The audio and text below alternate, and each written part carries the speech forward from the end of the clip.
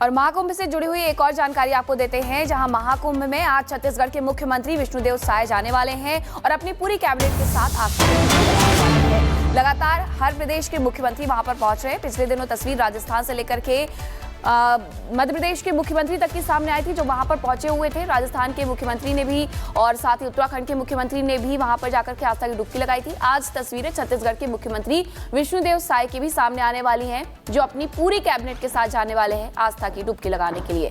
महाकुंभ जब से शुरू हुआ था, लगातार लोगों के पहुंचने का सिलसिला जारी है और लगभग जो 45 करोड़ का आंकड़ा था वो कब का पार कर लिया गया है। 50 करोड़ के लगभग लोग पहुंच गए हैं जो स्नान कर चुके हैं और अभी करने के लिए भी लंबी लंबी जो लाइनें हैं, कतारें हैं, वो वहां पर देखी जा रही है। लोगों की भीड़ वहां पर देखी जा रही है और वहां जाकर के लोग आस्था की डुबकी लगा रहे हैं।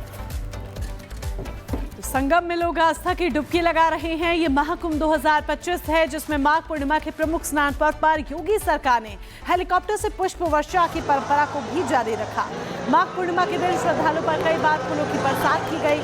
संगम तट पर मौजूद संतों और श्रद्धालुओं ने अभिभूत होकर जय श्री राम और हर हर महादेव के नारे लगाए, जिससे श्रद्धालुओं के लिए मौका हमेशा के लिए यादगार बन गया। अधिकारियों ने भी कहा कि हर एक स्नान पर्व पर लगभग कई क्विंटल गुलाब की पंखुड़ियों से बारिश की जा रही है। पुष्प वर्षा के लिए फूलों का स्टॉक जमा किया जाता है, जबकि ढेर सारे फूल रिजर्व में भी रखे जाते हैं। तस्वीरें आपके सामने हैं।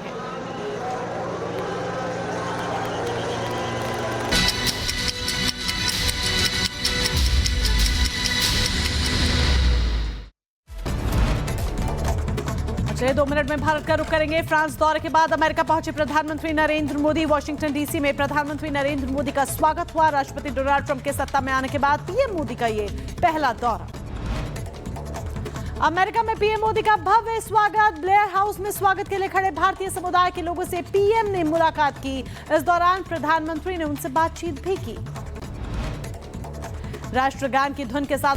और चलिए अब बात करते हैं वक्त के साथ मजबूत होती है भारत और अमेरिका की दोस्ती की। प्रधानमंत्री नरेंद्र मोदी अपने अमेरिका दौरे पर है, जहां पर राष्ट्रपति डोनाल्ड ट्रंप के साथ वो आज मुलाकात करेंगे। तस्वीरें हम आपको दिखा रहे हैं। डोनाल्ड ट्रंप के साथ आज मुलाकात करेंगे पीएम मोदी। कई अहम मुद्दे जिन पर चर्चा होगी। अमेरिकी इंटेलिजेंस की चीफ तुलसी गबार्ड से मुलाकात की है प्रधानमंत्री नरेंद्र मोदी ने। तो प्रधानमंत्री का ये यूएस का दौरा, और सबसे बड़ी बात आपको ये बता दें कि डोनाल्ड ट्रंप के राष्ट्रपति बनने के बाद दोबारा से उनकी दूसरी पारी के बाद प्रधानमंत्री नरेंद्र मोदी और उनकी ये मुलाकात, ये पहली मुलाकात है। इससे पहले फोन पे दोनों की बातचीत हो चुकी है और ऐसे में इस मुलाकात के कई खास और कई अहम मायने निकाले जा रहे हैं, क्योंकि ये मुलाकात भारत और अमेरिका के रिश्तों को न सिर्फ एक नया रूप देगी बल्कि इसे और ज़्यादा मजबूत करेगी। इसके साथ ही ग्लोबली भारत किस तरीके से और विकसित होगा और किस तरीके से और इन्वेस्टमेंट की बात कर ली जाए या अन्य क्षेत्रों की बात कर ली जाए, इन क्षेत्रों में भारत और मजबूत होगा, वो इस अमेरिकी दौरे का असर सीधे तौर पर देखने को मिलेगा। तो आपको बता दें, प्रधानमंत्री नरेंद्र मोदी का ये अमेरिका का दौरा बेहद खास, और सबसे अहम इस दौरे से जुड़ी बात आपको ये बता दें कि आज वो तस्वीर सामने आएगी जब अमेरिकी राष्ट्रपति डोनाल्ड ट्रंप और प्रधानमंत्री नरेंद्र मोदी मुलाकात करेंगे। कई ऐसे मुद्दे जिन पर चर्चा संभव मानी जा रही है और इस मुलाकात से क्या निकलकर सामने आता है ये देखना होगा। तो आज की मुलाकात अहम होगी।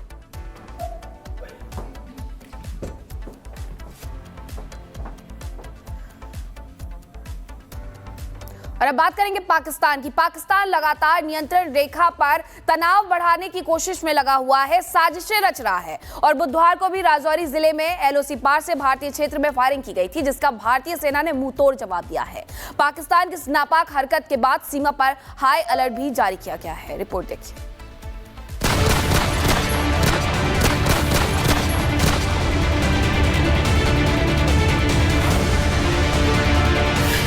पाकिस्तान की नापाक हरकत,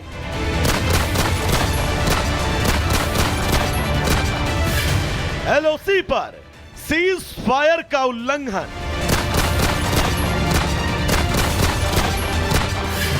भारतीय सेना ने दिया मुंहतोड़ जवाब।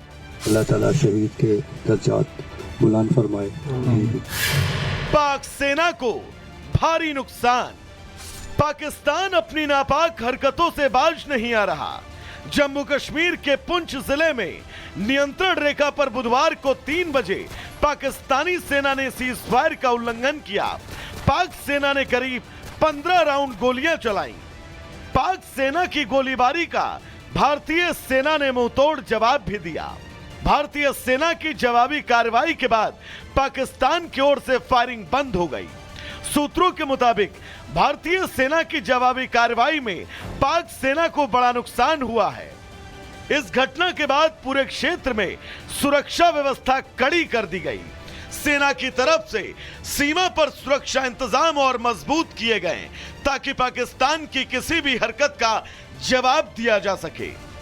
सूत्रों के मुताबिक आतंकियों ने फेंसिंग के पास से भारतीय सैनिकों को निशाना बनाने के लिए आईईडी लगाई थी। एलओसी पर बारूदी सुरंग विस्फोट में एक जवान घायल हो गया, जिसके बाद भारतीय सेना की जवाबी फायरिंग में पाकिस्तान के पसीने छूट गए। सूत्रों के मुताबिक पाक सेना के कई जवान मारे भी गए हैं। आपको बता दें कि फरवरी 2021 में भारत और पाकिस्तान के बीच सीज फायर समझौता हुआ था, लेकिन पाकिस्तान लगातार इसका उल्लंघन कर रहा था।